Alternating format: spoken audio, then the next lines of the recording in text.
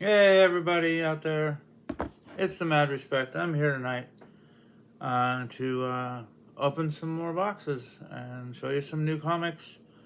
These comics would be from last week on the 22nd, coming from the Discount Comic Service. I also have some goodies I bought for myself. Amazon had a buy three for the price of two sale on all their collected editions, or the majority of their collected editions on their site. Independence and Marvel and some DC, and then no Image. For some reason, Image was not part of the three for buy three for the price of two. But I start every video, if I've read my most recent comics, with a short review section. And we'll kick off tonight's video with Spine-Tingling Spider-Man, issue number 2. Continuing the series by Saladin Ahmed and Juan Ferreira. This is cover A by Ferreira. So this is basically kind of like a psychological horror Spider-Man title. Peter is overwhelmed and left totally puzzled by horrific events happening in his life. Just out of the blue, he is transported to a train ride that he, as soon as he steps on the train ride, there's an evil psychotic conductor who's demanding his ticket, which he doesn't have because he has no idea why he ended up at this train. So in the first issue, the entire first issue is him running from the conductor, and this one picks up in the midst of his flight from the conductor, and he meets a little girl who says, "I know a way off," and it opens a little door in the bottom of the floor of the train, and the train's going full speed, and she jumps down through the hole, and he's like, wait, you'll die if you do that. And at this point, he also realizes that he does not have access to his spider powers nor his spider sense. So then, after the girl has jumped out of the train, he hears the conductor banging on the door again, demanding the ticket. "I'm going to break in and kill you." And then he realizes that as the girl jumped out through the floor, she has also pulled onto the brakes of the train at that time. So as the conductor is busting in through the door, Peter's like, well, the train has stopped, I can get off. So he just runs to the very back of the train, goes out the back door, and runs out. It's pretty much a featureless environment outside of the train. And he walks for a while until he comes up on a scary looking house, and he hears screams inside, and he recognizes the screams as being MJ. So he's like, I know that this train took me here. I was born to arrive at this house. This house has been watching me. It's watching me now.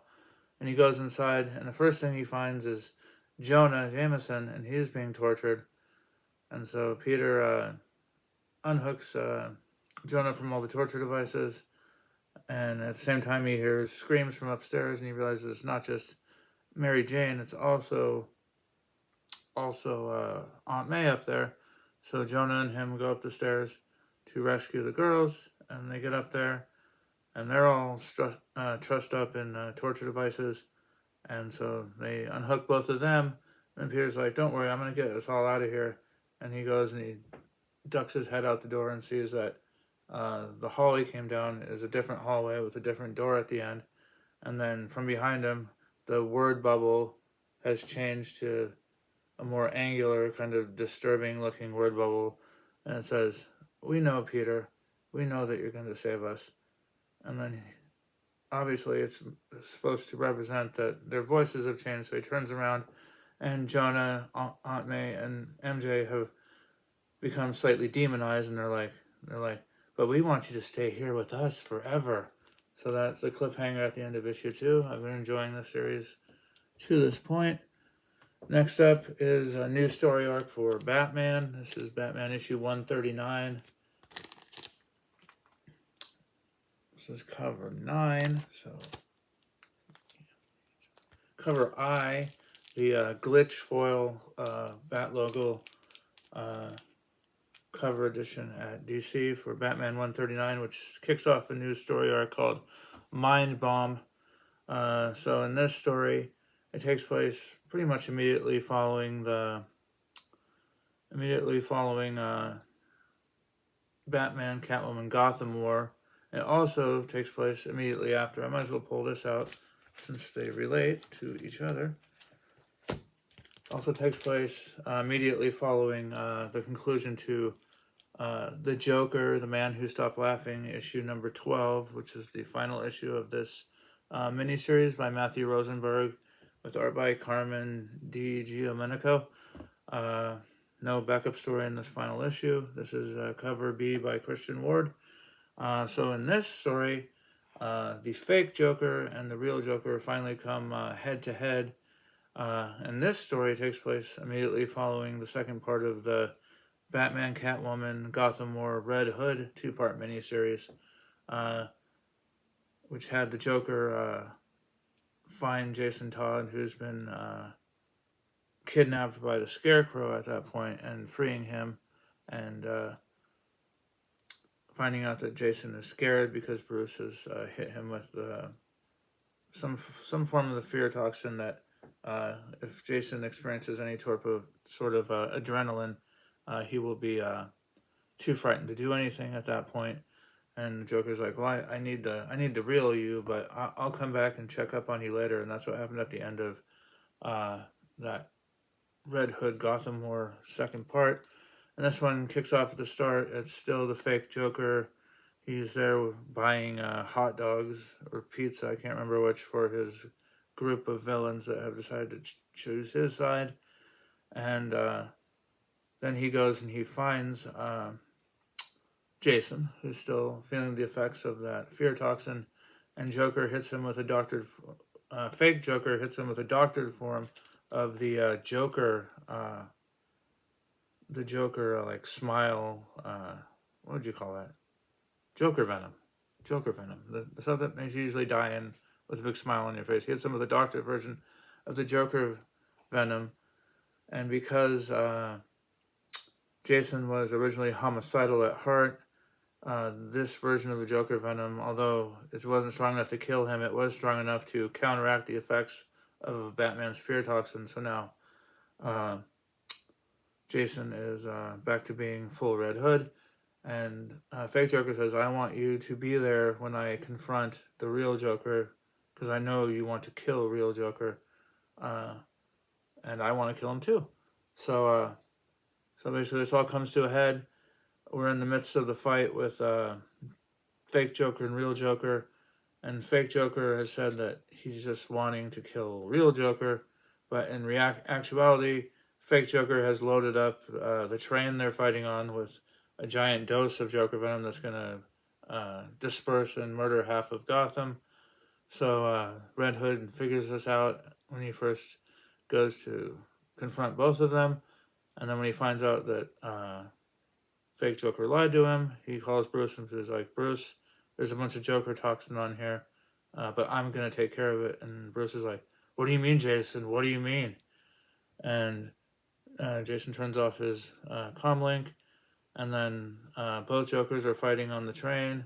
Jason manages to crash his Jason-mobile into the tracks, which causes the train to derail off of the tracks before it could fully explode. And both Jokers get tossed into Gotham Bay with the Red Hood. And then the girl... not Manhunter, but Ravager.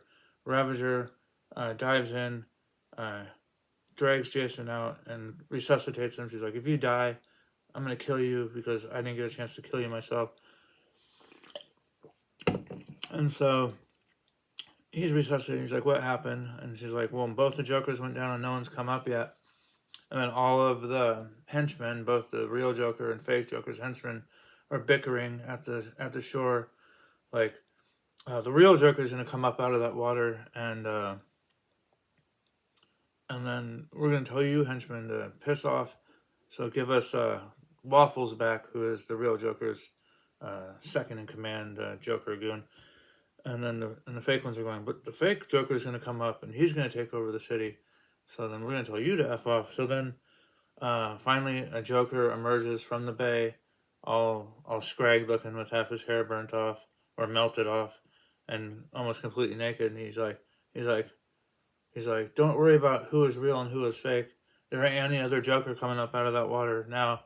So you can just call me Joker and you're all my henchmen.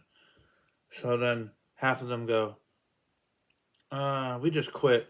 Okay, so they go and they quit. And then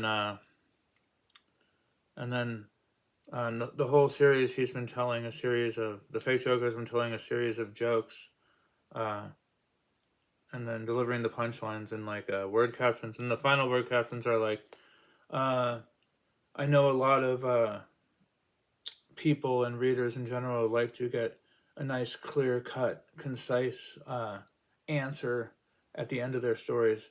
And I'll go ahead and tell you the clear cut, concise answer to this. And that's the last word caption and the last page of the story. And like a lot of the dark humor in this book, it really made me laugh because it deliberately doesn't tell you which Joker came up out of the water. It deliberately doesn't give you a clear-cut, concise ending to the story. And I thought that was a real kick in the pants and quite funny. This is one of my favorite series of the year. So now that we're through with that, we're going back to Mind Bomb. So this is Joker. He is doing Joker crimes with kind of like Joker riddles, so that Batman knows it's him.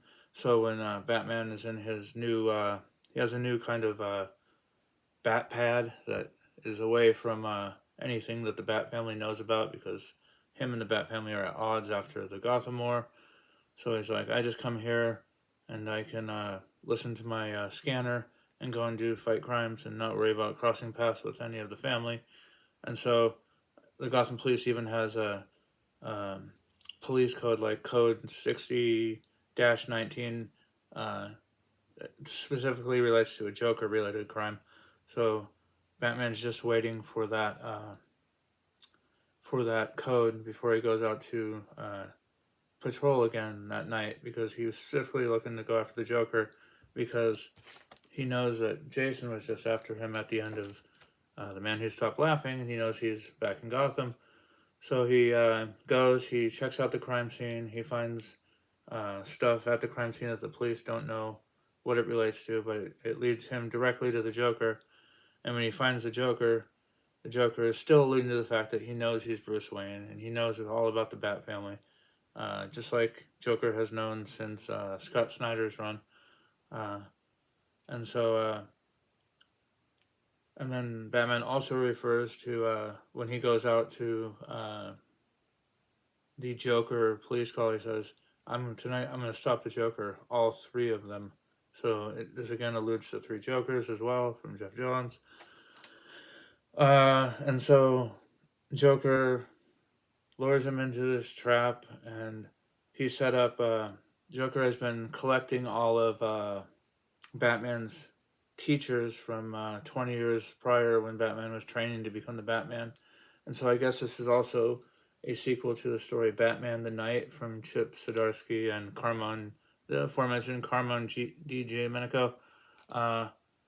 So I do have that trade that I have checked out from the library, Batman the Knight. So I believe I'm going to try and plow through that before I finish Mind Bomb, because this takes place and has those thematic elements from Batman the Knight. All the old teachers, Joker has kidnapped all of them, and then he set up their dead bodies in recreations of Batman's parents being shot, of Robin dead on the floor with a crowbar, etc., etc.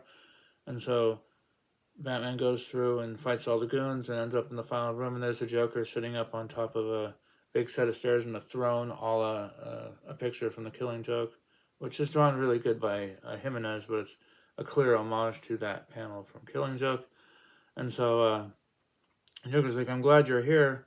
And Batman's like, well, we're going to stop this right now. And he's like, I don't want to talk to you. I want to talk to him. And Bruce's like, what are you talking about? And then in his mind, the Batman of Zur-En-Arrh comes out and goes, "I believe he's speaking of me." And then Batman's "No, no, no, I'm in control." And then he's like, "You silly boy. We've always been in control. We're in control." And the last panel is like every form of Batman from 1939 to present, all the different versions of the costume, but all Zur-En-Arrh on the final page. That's really cool. I'll actually show it off here. So yeah, the Joker, yeah,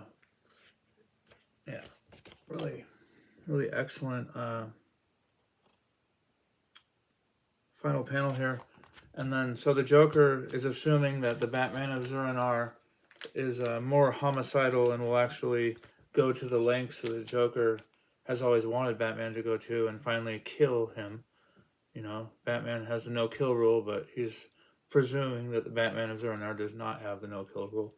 So that is why the Joker wants to have a battle with this other Batman for a new flavor of the war, I suppose. And the backup story was a backup story that I believe takes place before the Batman Catwoman Gotham War. It's a Vandal Savage backup story where it dives into the fact that Vandal Savage is always returning to Gotham because he feels the effects of the underground Lazarus pits there, and that is part of the extension of his eternal life. So, but the way it read, it seemed like it was before he had revealed himself in the Gotham War inside the Batcave, telling Bruce he owned Wayne Manor now. So I think that all takes place as a prequel to the Gotham War, which is interesting that they're having it as a backup story in the story arc that follows. Makes kind of no sense. But maybe they'll have like a deluxe Gotham War collected edition, and they'll collect those backup parts at the start, to lead you into it. I have no idea. Next up is Marvel's Gods, issue number 2 from Jonathan Hickman and Valerio Schiti. Cover A by Matthias Mahanini. This basically picks up, it's more of a story of a guy's wife, who I don't know his name because I have it here. So Wynn. This is Aiko. That's Wynn's wife. Wynn is the, let's read it right out of here. Be easier before we continue. Wynn is the avatar of the powers that be, and Aiko was his wife in the past before she had to ask for a divorce because she is now a centaur, which is a group of people who control the powers that be. So Wynn is the avatar of the natural order of things, which includes things that are more magic based and magicians, and the powers that be are more scientifically minded and based. So that's basically what that means. So this one is all based on Aiko, and she is grooming a protege who is a girl who is incredibly magically gifted, and Aiko tells her, "I just want to pay you and protect you, just to watch you become the greatest magician that you are going to become, and then write about it and take it down scientifically." It goes like, "Oh, that sounds kind of whack to me. Why would I need someone to protect me? Why would I need someone to watch me like this?" And Aiko's like, "Because I just think you're so fascinating."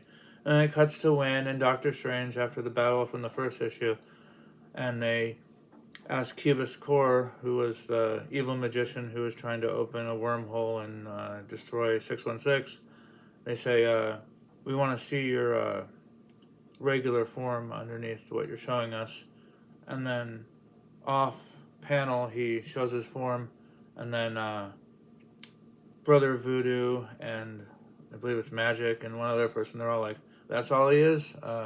We have other shit to do." So they go and all leave. So Wynn and Doctor Strange are left with Cubus Core, and then towards the end of the issue, they're speaking with him, and they're like, we want to know who sent you to try and do this wormhole thing." and he won't speak. So Wynn's kind of sidekick says, "Well, why don't you try this spell that will tell you that will force him to take you to his home." So they cast a spell, and so Cupid's core gets up, and they follow him to his home, and it's just a big, looking like a kind of like a one of those pod things that you can order to store your shit in on your lawn. It's like that, but a little more ornate. And Wen's like, "Well, what the hell is that?" And Dr. Strange's like, "I know what it is." And Dr. Strange's like, "All right, Cupid's core, go home, go in there." So he goes inside, and then you hear like voices muffled from inside, and like Wen's like, "Well, tell me, what is that?" He's like, "Oh, that is a cosmic cage, and those are used by higher level beings." And Wen's like, you know any idea whose cage it is?" He's like, "Oh yeah, it's kept here on Earth by Lord Order and Master Chaos. It belongs to the In-Betweener." So the In-Betweener, last time I saw him was in a Silver Surfer comic by Marshall Rogers back in the 80s. And he was fighting Surfer and Reed and Sue, and had to do with the Infinity Gems pre-Thanos. So that's interesting that Cubist Core was hired by the In-Betweener to try and set off this. It's not really a black hole; it's more like an inverse reality that would suck things in. I guess that's kind of what I got out of it. And so then at the end, the girl that Aiko's been grooming, kind of, she talks to her friend who goes like, "I'll always be here, and I'm always going to take care of you because I'm your best friend. Doesn't matter that I'm rich. I'm there. I'm here because I like you specifically. I'm not here because of the money or anything." And then the girl's like, "So I just want you to keep studying." But the girl's bored with studying at this point, and now she has this lady telling her, "Well, no, you're a great musician and stuff." So she again goes and meets up with Eiko, and Eiko's like, "Well, have you made your decision?" And then she just kind of smiles, and they both go into kind of like a big lighted hallway at the end. So it was an interesting second issue, and it looks like the third issue is going to introduce a new character based on the cover. Alright, next up, I didn't review this when I read it last month, but now issue 2 is out. This is Knights from Wyatt Kennedy with art by Luigi Formasano. I'll just read again, this would be easier if I just read the first page synopsis here. It is 2003. The United States consists of 31 states. Florida is owned by Spain. The internet is infantile and irrelevant. Welcome to Santa Pedro. Hope you survive the trip. The characters are Ivory. He's a freelance assassin trained by his uncle Goldie, and nobody knows. There's Gray, 19 years old. She's actually 185. She's German, kleptomaniac, self-proclaimed greatest vampire who's ever lived.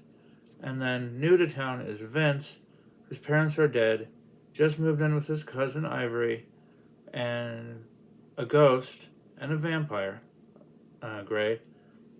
And he has a crush on Gray, but doesn't know what to do. And finally, there's Matt. He's deceased. In the first issue, Matt picks. Of course, I can't open it the right page. Matt picks Vince up at the train station. And I believe Vince is like 10 years old in that issue. And then takes him to meet up with Ivory.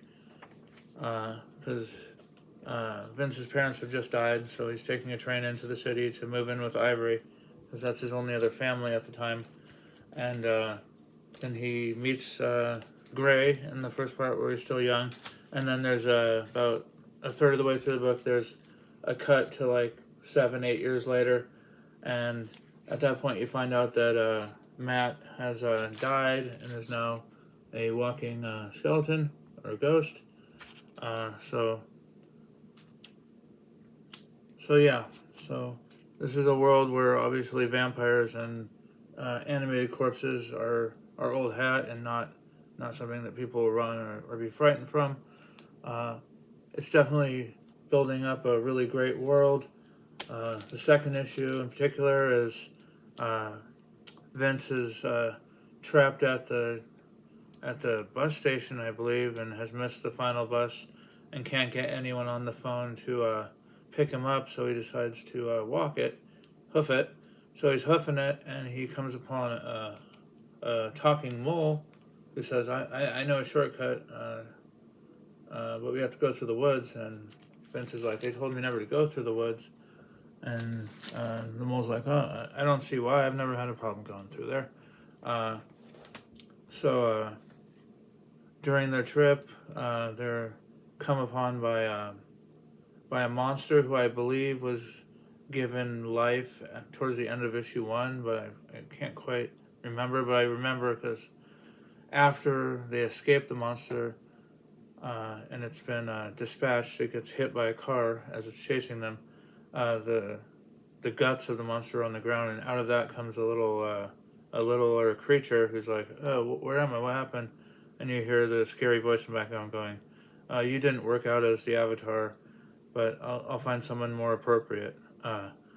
So basically, Vince and the mole, it's just them making their way through the forest, and then they go and they buy snacks at a convenience store, and then Vince finally comes home and plays some video games with Matt the skeleton, and then he's like, "Well, I'm going to bed," and they discuss whether Vince should tell Gray about his feelings, and Matt's like, "Well, that's something you gotta decide for yourself. I can't tell you one way or the other, but I think she's gonna laugh in your face." And so Vince goes up to bed and he sees Gray sleeping on a beanbag chair, and he's like, "I wrote you another poem," and recites the poem to her, and then goes up and he goes and falls asleep in his bed, and they show the panel of Gray in the beanbag chair. Next panel, it's empty, and then on the next page, they show Gray crawling into bed and snuggling up to Vince, and then they lock legs, and there's a little heart sign, and that's how the issue ends. So I guess we're gonna learn more about their relationship in future issues, but definitely good world building, something interesting and new in comics for me. Next up is the new one from James Tynion IV. This is The Deviant, A Christmas Story. I believe this is going to be running 9 issues at Image. It's basically a dual timeline thriller comic about a child murderer who dressed as Santa back in 1973, and you basically follow the case in 73 in real time, basically. But then 50 years later in 2023, there's a comic book writer who's visiting the incarcerated killer in prison to discuss the cases, even though he's exhaustively read all of the case files and etc. He still wants to speak with the killer and learn everything he can before he embarks on his comic book project. And the main character is basically an analog of James Tynion IV, I would presume. It's a gay comic book writer, and James Tynion is a gay comic book writer. So they go through the whole thing. The police in 73 break into this guy's house, and there's 2 dead boys chained up on a pole and all torn up and killed. And then they hear someone in the back and chase him out the back into the blinding white snow, and the policeman comes up upon this man dressed up in his Santa costume. It's like basically your normal mall Santa costume, but then there's a blank white face mask with like red circles on the cheeks and like a black strip for you to breathe out as a mouth. So it's kind of creepy looking. And so that's the last thing you see from 73 is the cop coming upon him in the snow. And then after the interview segments, there's a finale, 4 pages where you see a boy. He appears to be college age, and he's just finished up either at work or school, and he's taking a shower in the public shower area, and he hears the same kind of coughing laugh that you heard in 73. He's like, "Who's there? Who's making that noise?" And then you see that there's now a copycat Santa in that bathroom with him. So it looks like there's now a copycat 50 years later. And then while the writer and the killer are talking, the killer's like, "Why do you want to write this comic?" And the writer won't commit to or pin down a specific answer. And the killer's like, "Well, if you can't be more entertained than me sitting in a dark room by myself, I'm walking out of here right now. So you gotta tell me why you want to write this comic." And as they talk, the killer says things such as, I see a lot of me in you. So I guess you're supposed to get the impression that maybe this copycat is now the writer, but it's 9 issues. I don't think they're going to give away the ghost that quickly. I enjoyed it. It was well written, and the art was excellent by Joshua Hickson. Some of the best work I've seen by him. He's done The Plot and Children of the Woods at Dark Horse. So if you ever want some good horror comics, check out Joshua Hickson on art. Finally, Transformers #2 from Daniel Warren Johnson with colors by Mike Spicer. This one's pretty awesome. It takes place at the end of the first issue. The Decepticons have landed in town at Spike Witwicky's father's. I think they work at some sort of gas station, possibly, or some sort of military situation. But I believe there are security guards there. Spike's dad and his neighbor girl's dad, they're both friends, and they all work together at the same place. And when Starscream comes down, he just starts raising hell, and he picks up Spike's neighbor girl's dad and just squishes him, and he's like, "Ooh, squishy." And that was how the first issue ended. So these Decepticons in this run of Transformers are definitely going to be homicidal towards humans, which was, I don't know if that's a totally new angle. I don't know if they were doing that at IDW, because I never read any IDW Transformers, but I know in the Marvel comics they would never squish and spray blood all over the panel humans. So in this one, Optimus is kind of bumming out because at the very start, Optimus has just left the Ark into the grass, and he steps onto a deer, murdering it or crushing it to death because he's giant. And he's like, "Oh, I didn't realize how fragile the life on this planet is. I have to make up for this with the rest of my life. Try to make up for this death of the." And like Spike's like, "It's a deer." Uh, it's like, you can feel bad, but you don't have to like make a life vow because you killed the deer. And so you find out that Ratchet, the ambulance, has revived Cliff Jumper, and Cliff Jumper's a little red car. And Cliff Jumper comes out and sees the humans, and he's like, "Ooh, what are those? These are worse than anything we had to deal with on Cybertron." And so the girl's like, "Here, shake." And he's like, "No, I don't want to touch you." She's like, "Hey, you're like a 1,000-pound metal robot, and I'm made of flesh and blood here. What can I possibly do to you?" So Cliff Jumper's like, "Oh, fair." And so they shake on it. And so they cut back to the Decepticons, and it's Starscream, Thundercracker, Soundwave, and the tapes. They're all there, and they find out that they can transform this energy at Spike's dad's facility there into Energon. So they start that process, and then at that point, Starscream kills another human, and then Spike's dad tears off in the security car, and because he's like, "I can't die, I gotta leave." And then at the same time, the U.S. government is finally called, and so they scramble a couple of jets to go see what's going on. So the jets show up, and then Starscream transforms and flies up to meet them. And so the people in the jet are like, "Hey, that's one of ours. How do you think it got here so fast?" But then it starts to shoot at them, and it's like, "This is one of ours, and it's shooting us. So that's odd." And then Starscream transforms in midair after shooting down the plane, and they've managed to eject. And so they both eject. One is unnamed at this point, and the other one's name is Softy or something. I can't remember, but some soft sounding name. So Softy is coming to the ground, and Starscream transforms right in front of him and says hi, and then squishes him, and then you hear the other pilot scream no, and then you see a close up panel of his chest, and it says Duke on his name tag. So this is obviously taking place just before the Duke miniseries, because that takes place with Duke having the Duke miniseries is going to take place after obviously this arc of Transformers, and have to do with Duke's PTSD with encountering the aliens for the first time. So really enjoyed issue 2. They do have a flashback of Megatron in there, discussing when Optimus says things like, "There are worse people than you've already seen."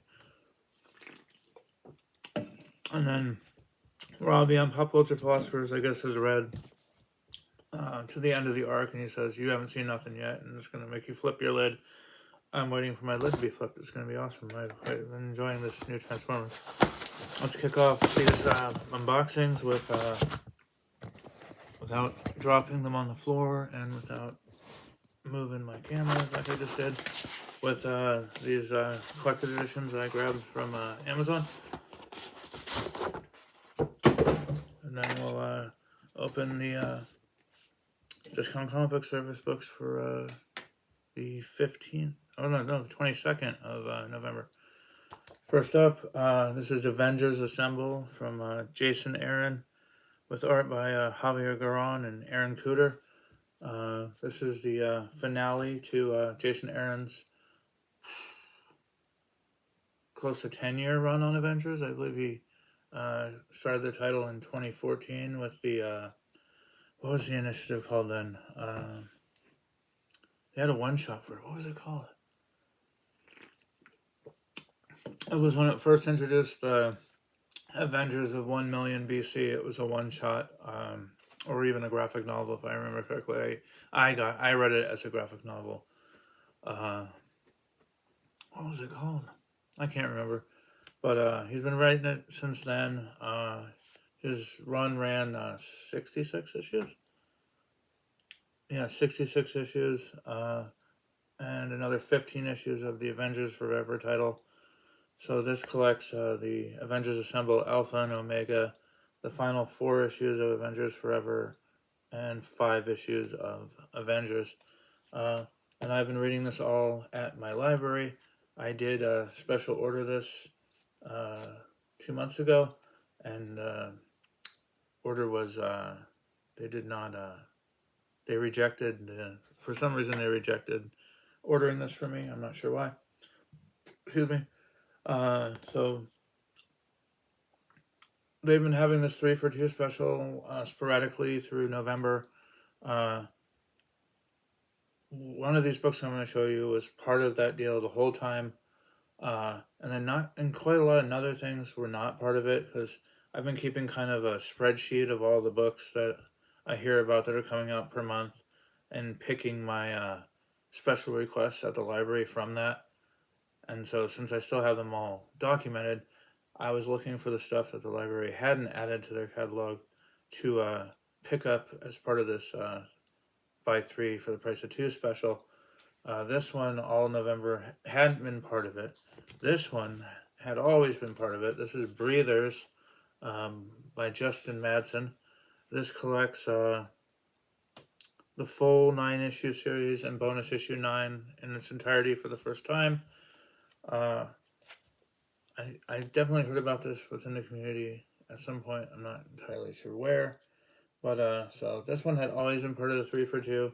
And then the night, I think this is the night before Thanksgiving, I ordered these. And that night was finally part of the 3 for 2. So I was happy to add that. Because I was originally going to get this and 2 Star Wars graphic novels.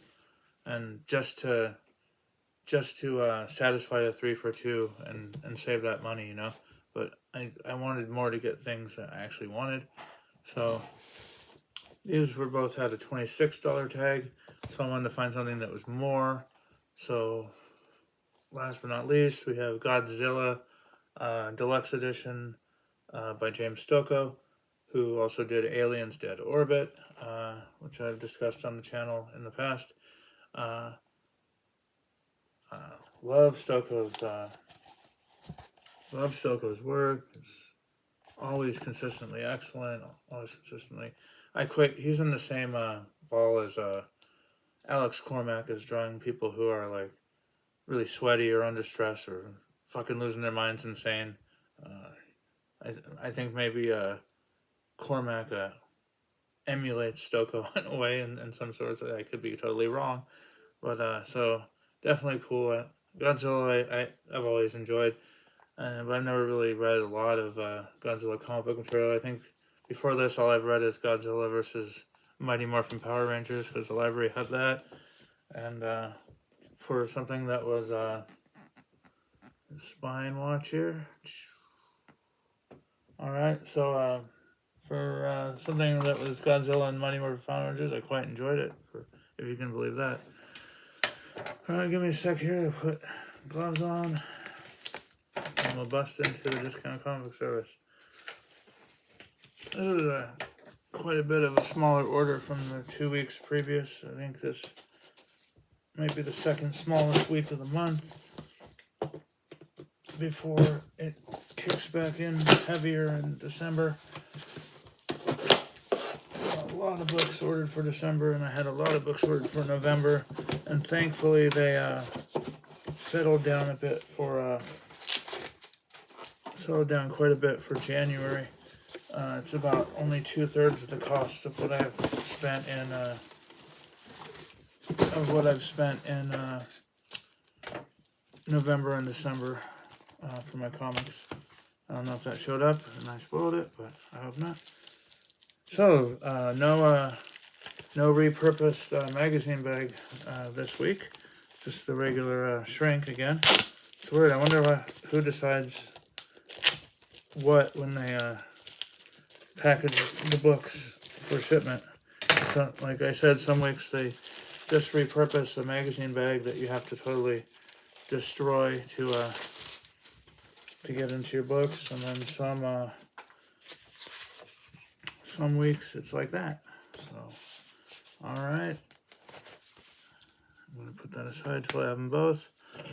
All right, we'll start out with Wolverine. This is wet because I was touching my. Damn it. That's not a good way to start. Sorry, guys. Oh, good. Well, good thing these are my personal copies, because if it was something I had to resell, that would be kind of upsetting. That sucks. Oh well, what can I do? First up, Wolverine number 39, variant edition. This is X-Men 60th anniversary. I believe this is for this version of the X-Men is clearly the X-Men animated series cartoon cover. So 60th, this is by Tom Whalen doing this variant, and this is the second part of Wolverine with guest star 4-parter. First part was Wolverine teaming up with Hulk. This is Wolverine and Black Panther. I believe part 3 is Cap, and I can't remember what part 4 is, if there was a team up at all. And then after this 4-part story, it will jump into Wolverine Sabretooth War, which I believe is a 10-part story starting in issue 41. So, can't read Wolverine yet. I have Wolverine Volume 2 Deluxe Edition in the other room, which will get me through issue 25. And then I've pre-ordered Volume 3, which will get me through issue 35, I think. Either 35 or 34, which is just before the Wolverine Ghost Rider team up, which I have read. So after I get the next collected edition, which I believe will be in February, then I'll be able to catch up on Wolverine. Next up, whoops, I spoiled what I was going to do next anyway. Next up is this is BZRKR. This is Fallen Empire number 1. This is by Keanu Reeves with co-writing by Mattson Tomlin. I guess the art inside is by Rebecca Isaacs, but this is the local comic book shop day edition, foil edition, cover by great Jenny Frison. I do like that it's looks like her uncolored pencils on the foil, yet it still kind of pops. That's pretty awesome. I like that. That's pretty cool.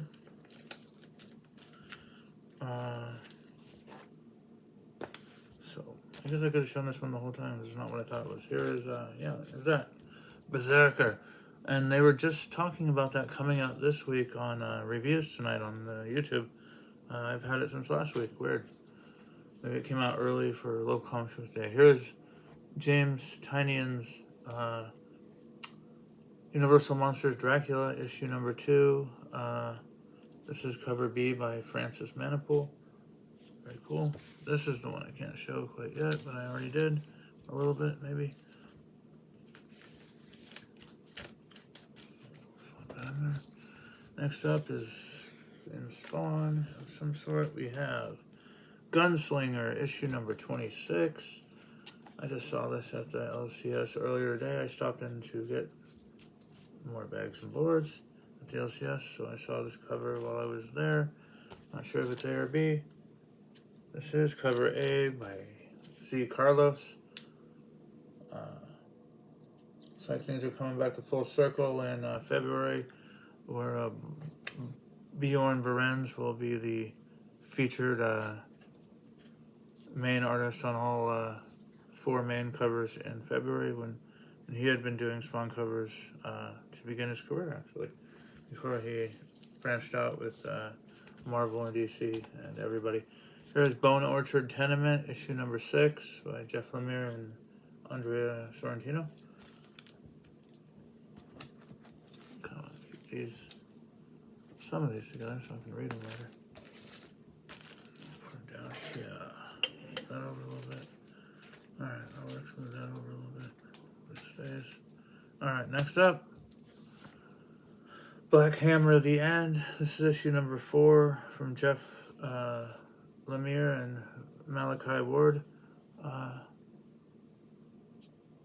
this is cover A, which is probably Malachi Ward. This has been cool. It's been an interesting continuation from Black Hammer Reborn, which I enjoyed that series as well. But I don't think the newer series are like quite the overall excellence of the original idea and the original 5 or 7 series, whatever, 5 or 7 miniseries that kicked it off. Here's Universal Monsters Dracula, issue number 2, cover A by Martin Simmons. I love his interpretation of Renfield. It's so awesome.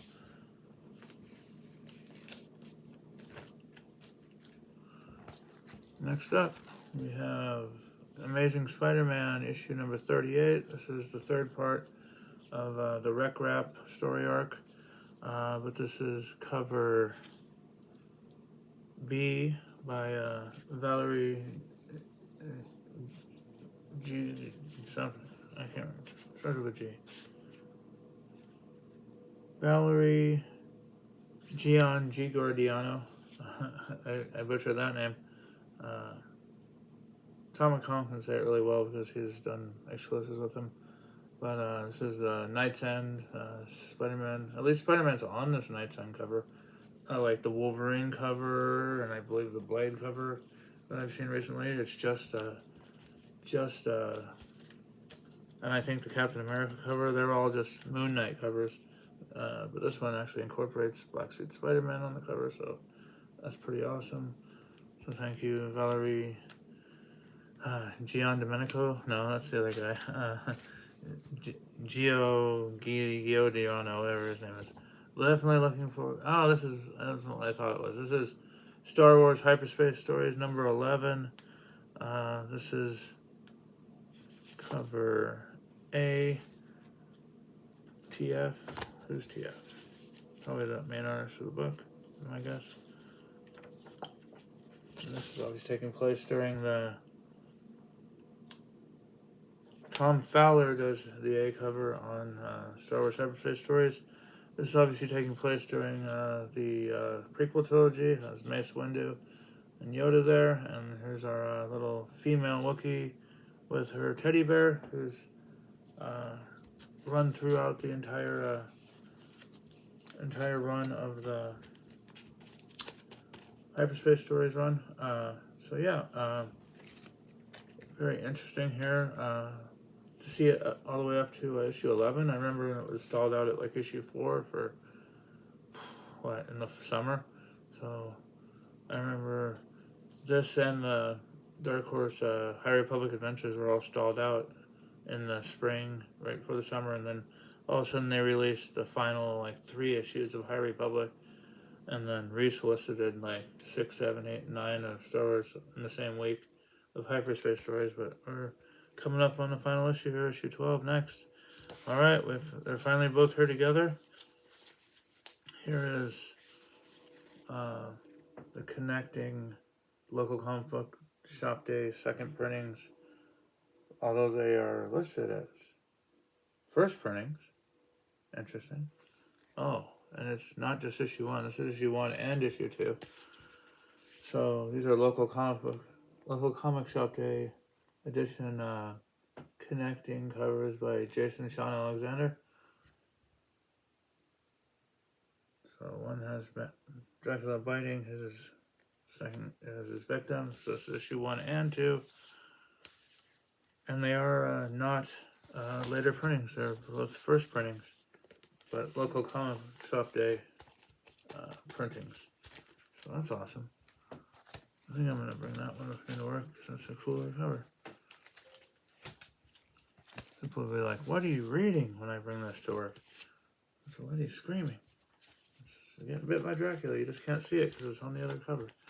So this is issue 2. That's interesting. I thought they were both issue 1s when I ordered them, but clearly I was mistaken. Issue 2. Very cool. Alright, next up. Is this the finale? Yep, the finale to Dark Space's Good Deeds from Che Grayson, Kelsey Ramsey, and Rhonda Pattinson. Pattison, not Pattinson like Robert, but Pattison like Rhonda. This is cover C by Baldemar Rivas, who did excellent skull covers on what was that title? On it was a Titan title, I believe. I can't remember what it was called. Extraordinary. It was called Extraordinary from Titan. And that was the main variant cover artist on Extraordinary, and there was a couple of awesome looking skull covers on that title by Rivas, so that's why I knew of his name when I ordered this variant, and it did not show the cover art when I ordered it, so I am looking at it for the first time as I film here. Pretty cool. Final issue. It's been an interesting series. This is a small town reporter who investigates an even smaller town. The disappearance of, not disappearance, but the murder of a man who's selling a restaurant to 2 other people who have just moved into town, a mother and daughter team who are planning to remodel this restaurant and open it in time for this biannual event in the small town that is has the history of being the place where Ponce de Leon discovered the Fountain of Youth. That is the tourist attraction of the town. So they moved there just before this event, and then the man who sells them the restaurant is found murdered, and I won't tell you how he was murdered, but then everyone's under suspicion, and then the reporter is sleeping with the small town cop, and they get on the wrong side of each other, and then you find out that the group of town's elders, which are all men, have a secret they're hiding, and this issue wraps up the whole thing, so I hope it wraps it up satisfyingly. And Scott Snyder picked a good creative team to carry on his imprint. Next up is Bryn Mawr. This is issue number 5. This is the conclusion to Bryn Mawr as well. This is cover B by Dylan Snook. I'm not familiar with Dylan Snook. I was just getting the B covers to Bryn Mawr. So this will also conclude Bryn Mawr this month. So look at that. Finish up too. This is Steve Niles with art by Damian Worm. Been a while since I read a Steve Niles comic. I read all of his Cal McDonald Mysteries with Criminal Macabre, and then I've read this and that from 30 Days of Night. More like flipped it. I've never actually read it. I've looked at the art by the guy that they can't remember was the original artist, who I can't remember his name right now either. But yeah, the guy's going to be drawing Comic Tom's book. Next up, we have here's both of the books in here that I missed an issue of somehow in October when I ordered books. I might order books for October. I missed issue 2 of The Alternates. This is cover B of The Alternates. And this is by Leonardo Romero, who is currently the main artist on Birds of Prey. The series is by Patton Oswalt and Jordan Bloom. Not Jason Bloom of Blumhouse, but Jordan Bloom of comics. Now it's also written by Tim Seeley, with art by Christopher Mitten. I may be incorrect. It may be drawn by Seeley. Nope. Written by Oswalt, Bloom, and Seeley, with art by Christopher Mitten. So I missed issue 2 somehow, although I do specifically remember ordering the cover B by Ryan Brown, which is a big crab-looking guy on the cover of that. So now I'm going to have to do an eBay order after Christmas and pick up issue 2 of this. And the upcoming book I'm going to show here in a minute that I also missed an issue of. Here is Marvel previews for February books. Yep. December for February. Ultimate Black Panther there on the cover. And Spider-Punk is getting, looks like another series with the exact same, what's his name? Tazaki? Yeah. So, this is that variant, that 1 in 25 variant that popped with different colors. I don't know if they're going to reuse this for like the issue 1 of the new series, and even though it is a ratio on like issue 2 of the first series, I don't know how they're going to do that. Next up, we have Wonder Woman, issue number 3, Tom King and Daniel Sampry. This is cover C from Julian Totino Tedesco. Been enjoying Wonder Woman so far. I've been told nothing happens in this issue. I'll be the judge of that when I get around to giving it a rip. All right, next up, here's the other issue I missed ordering. Issue of this is from Massive. This is issue 4 of The Plot Holes. This is cover C by Faro. I'm not sure of.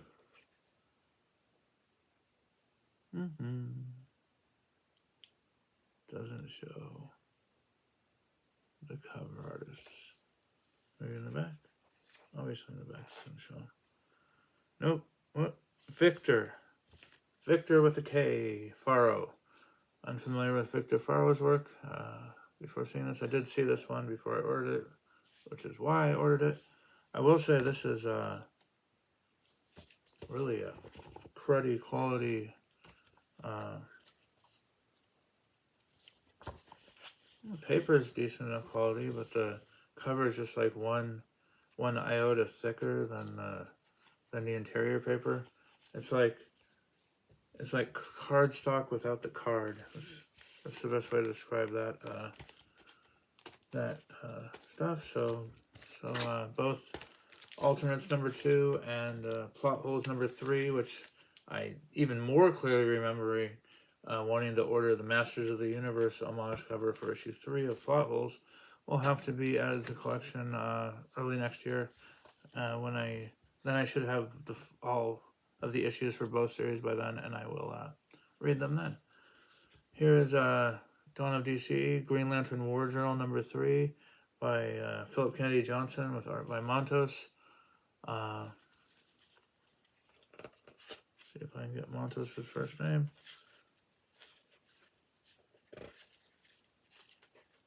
Can I get some titles? That's what has it in the back, huh? Nope. Interesting. Skip the page, obviously. Still nothing. Huh. Where's the title page in this book? It's quite a ways in. The page before this. Wow, that's quite a ways in for a title page. It's not in the back and it's not there at all. I don't think there's a title page in here at all. War Games. Alright, maybe the second to last page. I don't know if someone goofed or what.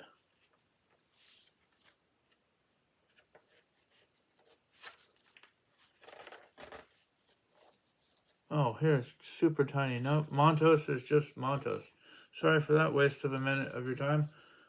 So yeah, Philip Kennedy Johnson with art by Montos, and cover A is also by Montos, and he's Into the Wild. All right, next up, one of my favorite ongoing titles at Marvel, The Invincible Iron Man from Jerry Duggan, and this art is by Guara.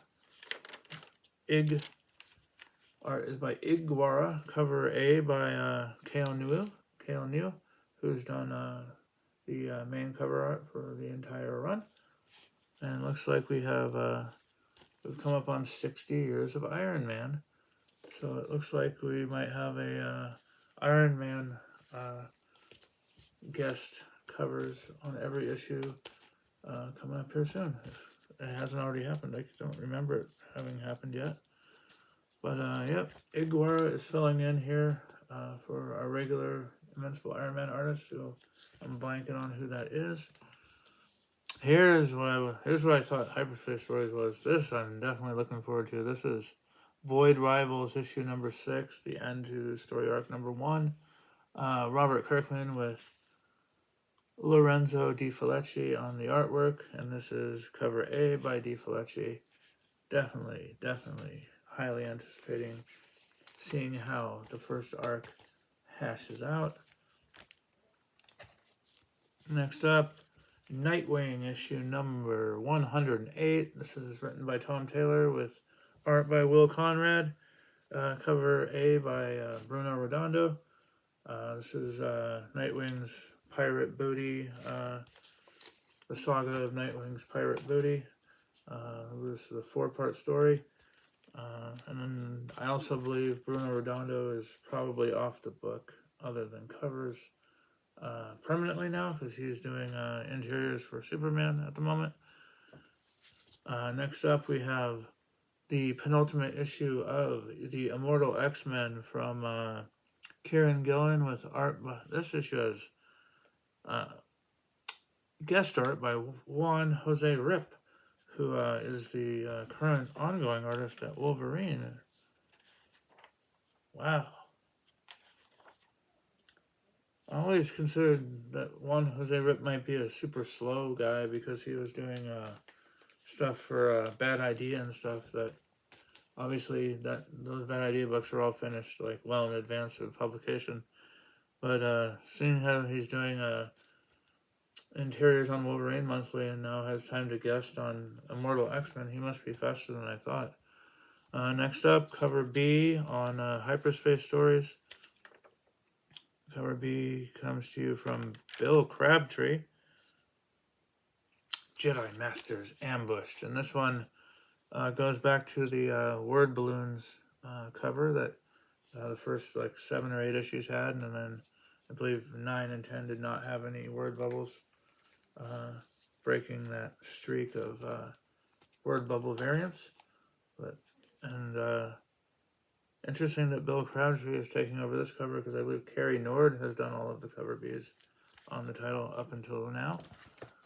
Next up we have Dawn of DC Titans, issue number 5. This is by Tom Taylor with art by Nicola Scott. And this is probably just cover A by Nicola Scott. Yep. Nicola Scott and Annette Kwok, who is the colorist, I would think. And Kwok is also listed in the main creative team there. This is happening just before the Beast World kicks off, which I believe kicks off this week. Comics coming out tomorrow. Although my LCS, when I went and grabbed my bags and boards today, they had both Marvel and DC books already out and displayed on Tuesday. Next up is definitely one of the top 3 titles at DC right now. Batman Superman's World's Finest from the Dream Team of Mark Waid, with incredible monthly sequential art from Dan Mora, with his best colorist, Tamara Bonvillain. This is part 2 of the Return to Kingdom Come story arc, or the Hunt for Boy Thunder story arc. Next up is cover B for Void Rivals. I believe this is, yes, cover B by Christian Ward. Excellent. Yep. Looking pretty good.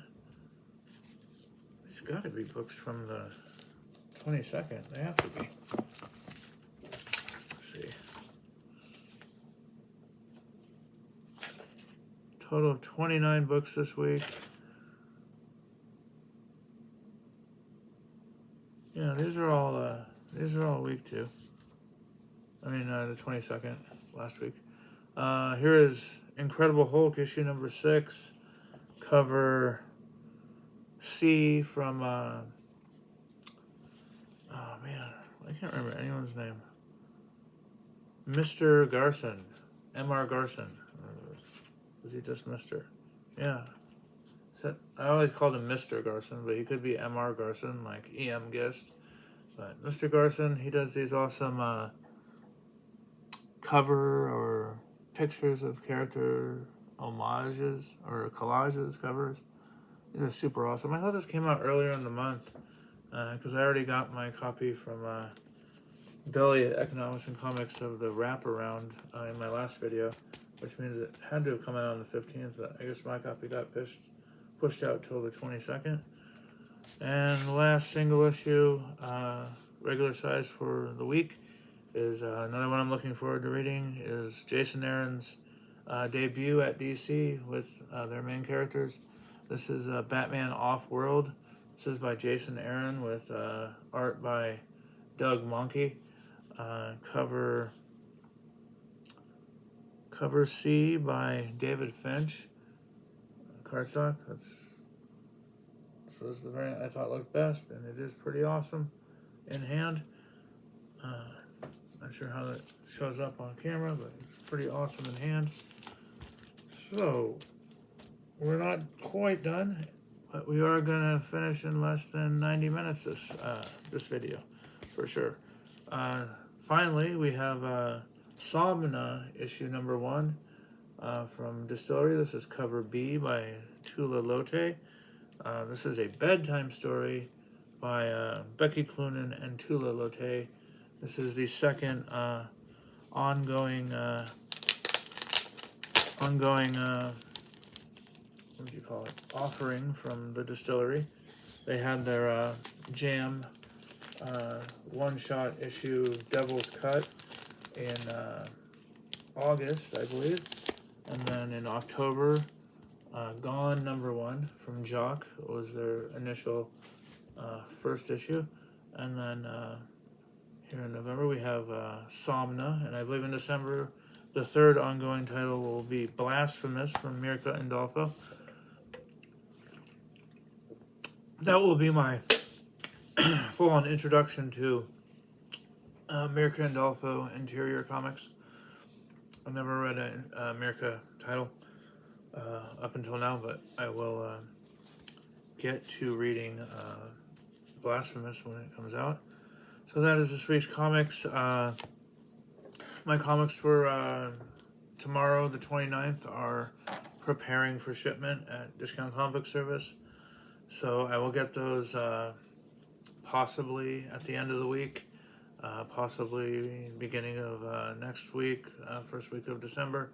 So I'll crack those open in that video, and I'll more than likely have more FOC unboxings or FOC orders in from Economics and Comics as well. So everybody out there, take care in the community, and we will see you in the next one. Take care.